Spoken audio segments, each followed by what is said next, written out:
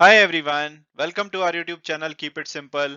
आज के वीडियो में हम बात करेंगे अप्रैल से जुलाई 2022 के बीच में हुए डायरेक्ट टैक्स कलेक्शंस के बारे में, जो कि पिछले साल के मुकाबले 40% बढ़ गया है। तो आज के वीडियो में हम इस टॉपिक को डिटेल में डिस्कस करेंगे। और आगे बढ़ने से पहले अगर आपने अभी तक चैनल को सब्सक्राइब नहीं किया है तो प्लीज सब्सक्राइब करके हमें मोटिवेट कीजिए। तो सबसे पहले अगर हम बिल्कुल बेसिक से स्टार्ट करें और ये बात करें कि भाई जो हमारी केंद्र सरकार है वो अपने रेवेन्यू को जनरेट कैसे करती है, तो इसमें बहुत बड़ा शेयर टैक्सेस से आता है। जैसे कि 15% जो कॉर्पोरेट्स हैं उनके ऊपर जो टैक्स लगाया जाता है, उससे 15% रेवेन्यू आता है यूनियन गवर्नमेंट का। इसके अलावा 15% पर्सनल इनकम टैक्स से आता है, 5% जो बेसिक कस्टम ड्यूटी लगाई जाती है, जो बाहर से सामान इंपोर्ट कराया जाता है उससे आता है, 7% यूनियन एक्साइज ड्यूटी से आता है। जैसे कि जो चीजें जीएसटी में इंक्लूड नहीं किए जाते, जो प्रोडक्ट, उनके ऊपर जो एक्साइज ड्यूटी लगती है, जैसे कि पेट्रोल हो गया, फ्यूल हो गया, तो वो यूनियन एक्साइज ड्यूटी होती है, जो कि 7% का हमारा रेवेन्यू जनरेट करती है। इसके अलावा 16% जीएसटी से, 5% जो नॉन टैक्स रेवेन्यू यानी कि जो पब्लिक एंटरप्राइजेज हैं उनके प्रॉफिट वगैरह से आता है, 2% नॉन डेट कैपिटल रिसीट यानी कि जो डिसइन्वेस्टमेंट वगैरह का सरकार करती है उससे आता है, और बाकी का जो 35% है वो सरकार उधार लेती है दूसरी लाइबिलिटीज से, बॉन्ड वगैरह इशू करके उससे जनरेट करती है। और इसी तरह से अगर हम बात करें कि भाई सरकार खर्चा कहाँ करती है, तो 20% तो हमारा जो खर्चा है वो इंटरेस्ट पेमेंट्स में जाता है, जो कि पुराने बॉन्ड्स इशू किए हुए होते हैं उसकी जो इंटरेस्ट पेमेंट्स होती हैं उसमें जाता है। 15% जो सेंट्रल सेक्टर की स्कीम्स होती हैं उसमें जाता है, 9% सेंट्रली स्पॉन्सर्ड स्कीम्स में, 9% दूसरे एक्सपेंडिचर में, 4% पेंशन पे में जाता है, 17% हमारा स्टेट्स का जो शेयर होता है टैक्सेस एंड ड्यूटीज का उनको ट्रांसफर किया जाता है, 10% फाइनेंस कमीशन और दूसरे ट्रांसफर होते हैं, 8% सब्सिडीज वगैरह में जाता है, और 8% के आसपास का खर्चा डिफेंस में होता है। और अब अगर हम स्पेसिफिकली 2022 और 23 यानी कि करंट ईयर के बजट के बारे में बात करें, तो जो भारत सरकार का बजट है वो लगभग 48 लाख करोड़ का है। इसमें से 8 लाख करोड़ के आसपास जो स्टेट का शेयर है टैक्सेस का, और जो नेशनल डिजास्टर रिलीफ फंड में ट्रांसफर करना होता है वो कर करके लगभग नेट में 39,45,000 करोड़ का बजट बच जाता है।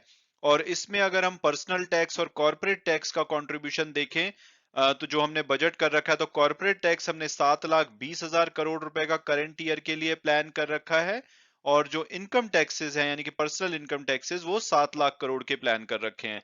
इसके अलावा जीएसटी और जो दूसरे टैक्सेस हैं वो मिला करके ओवरऑल जो नेट टैक्स रिसीट है वो 19,35,000 करोड़ की है, कैपिटल रिसीट 17,40,000 करोड़ की, और ये सब मिला मुलू के 39,45,000 करोड़ का बजट बनता है। जिसको कि डिफरेंट जो एक्सपेंसेस हैं हमारी, चाहे वो इंटरेस्ट पेमेंट हो या जो दूसरी स्कीम्स के लिए जो पैसा खर्च किया जाता है, वो इसमें जाता है। और अब अगर बात की जाए लेटेस्ट डेवलपमेंट की, तो जैसा कि हमने पिछले पेज में डिस्कस किया कि इस साल के बजट में हमने 7,20,000 करोड़ रुपए कॉर्पोरेट टैक्स का और 7 lakh crore personal income tax का अपने बजट में प्लान किया हुआ है, यानी कि दोनों को मिलाकर के जो टोटल डायरेक्ट टैक्सेस प्लान किए गए हैं इस साल के बजट में, वो 14,20,000 करोड़ रुपए के प्लान किए गए हैं। और गुड न्यूज ये है कि पहले 4 महीने का जो एक्चुअल डेटा रिलीज किया गया है डायरेक्ट टैक्स कलेक्शन का, यानी कि अप्रैल से जुलाई 2022 के पीरियड का, तो हमने जो पूरे साल का जो टारगेट है उसका 1/3 से ज्यादा पहले 4 महीने में कलेक्ट कर लिया है।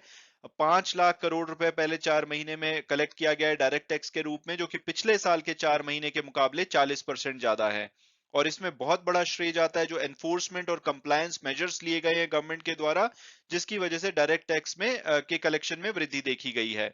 जो ओवरऑल हमारा 14,20,000 करोड़ का टारगेट है, इसका लगभग 35% ऑलरेडी 4 महीने में कलेक्ट किया जा चुका है।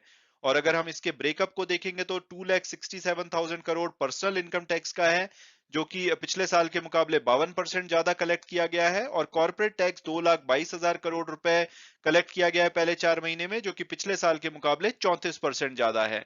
और ये तब है जबकि हमारी जो इनकम टैक्स फाइलिंग की डेडलाइन है 31 जुलाई की, उसको इस बार बढ़ाया भी नहीं गया था। 9 साल में पहला ऐसा ओकेजन था जबकि इस टाइमलाइन को नहीं बढ़ाया गया, फिर भी डायरेक्ट टैक्स कलेक्शन काफी सॉलिड रही है।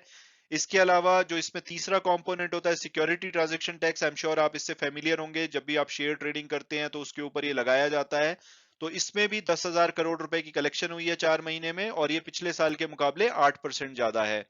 इसके अलावा जो ग्रॉस कलेक्शन थी वो 5,67,000 करोड़ थी। जो इसमें से रिफंड है वो 67,000 करोड़ के हैं, जिसमें कि 38% की वृद्धि हुई है। और जो नेट कलेक्शन है वो 5 लाख करोड़ रुपए की रही है। पर्सनल इनकम टैक्स जो कि पूरे साल के लिए 7 लाख करोड़ प्लान किया गया है, इसका ऑलरेडी 38% पहले 4 महीने में कलेक्ट किया जा चुका है। और जो कॉर्पोरेट टैक्स है वो जो पूरे साल के लिए 7.2 लाख करोड़ प्लान किया गया है, इसका भी 31% पहले 4 महीने में कलेक्ट किया जा चुका है। और अगर हम पिछले साल के पूरे साल के टैक्स कलेक्शन की बात करें तो कॉर्पोरेट टैक्स पिछली बार पर्सनल इनकम टैक्स से ज्यादा था। 7,12,000 करोड़ रुपए हमने कॉर्पोरेट टैक्स के रूप में कलेक्ट किया था और 6,73,000 करोड़ रुपए पर्सनल इनकम टैक्स के रूप में। तो पर्सनल इनकम टैक्स में जो वृद्धि है वो बहुत ही जबरदस्त रही है। और अब अगर बात की जाए उन कारणों की जिसकी वजह से हमारा जो डायरेक्ट टैक्स कलेक्शन है पहले 4 महीने में बढ़ा है, तो उसमें काफी हद तक तो जो योगदान है वो एनफोर्समेंट और कंप्लायंस मेजर्स का है।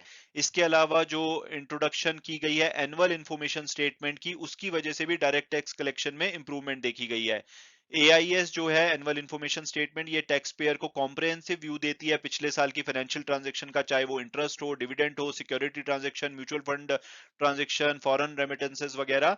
तो इससे पहले क्या होता था, ये ट्रांजैक्शन का लोगों को पता ही नहीं होता था और काफी सारी चीजें हमारी रिटर्न में इंक्लूड नहीं की जाती थी और उसके ऊपर टैक्स नहीं पे किया जाता था। लेकिन अब ये ट्रांजैक्शंस रेडीली अवेलेबल हैं, तो इससे लोगों ने उनको अपनी रिटर्न में इंक्लूड किया है और उसकी वजह से जो डायरेक्ट टैक्स है उसमें भी बढ़ोतरी देखी जा रही है।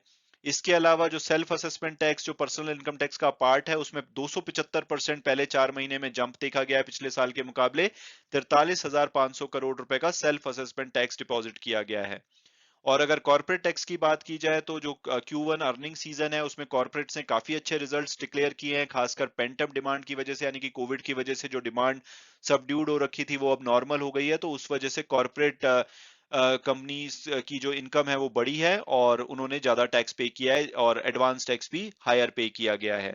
इसके अलावा सर्विसेज सेक्टर की बात करें जैसे कि टीसीएस वगैरह, तो उसमें अट्रिशन की वजह से पे हाइक्स किए गए हैं, जॉब्स नई क्रिएट हुई हैं पोस्ट पैंडेमिक, तो उसकी वजह से भी लोगों की इनकम बढ़ी है और उन्होंने ज्यादा टैक्स टीडीएस की फॉर्म में या दूसरी फॉर्म में डिपॉजिट कराया है।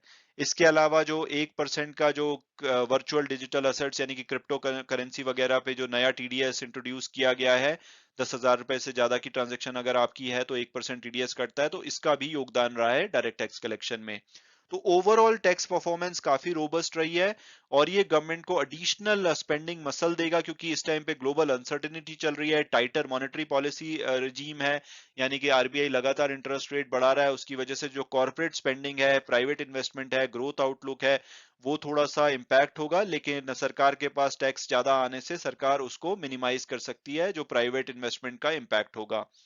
इसके अलावा जो हमारी सरकार ने एक्साइज ड्यूटी में कमी करी है, खास करके पेट्रोल और डीजल पे, तो उसकी वजह से सरकार को काफी ज्यादा अपने टैक्स कलेक्शन में नुकसान हुआ है यूनियन एक्साइज ड्यूटी में।